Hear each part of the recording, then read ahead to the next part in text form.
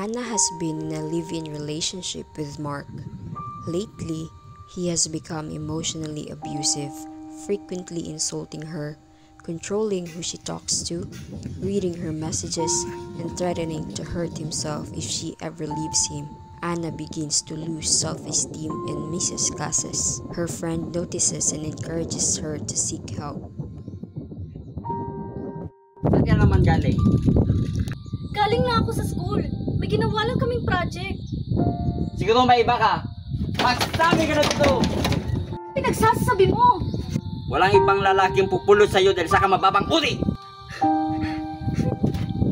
In this short film, the provision violated of RA 9262 is under Section 5, causing mental or emotional anguish, public ridicule or humiliation to the woman or her child, including but not limited to repeated verbal and emotional abuse. Magandang araw sa inyong lahat. So ngayon, ating tatalakayin kung ano ang pag-ibig. So, sino dito ang makapagbibigay ng halimbawa ng pag-ibig?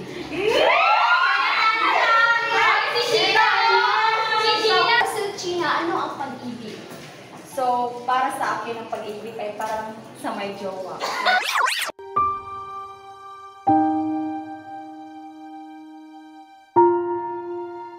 Para sa Leia, ano ang pag-ibig? Leia! Ma, ano nga po ulit yung tanong niyo? Okay, Leia. Ang pag-ibig ay hindi lang para sa may jowa, kundi para sa ating lahat upang tayo ay magmamahalan. Kaya, okay ka lang ba? Oo, okay lang naman ako. Ano nga ang nangyari sa'yo? Ganito kasi yun. May jowa ako. Tapos, hindi mo kasi sinasaktan niya ako.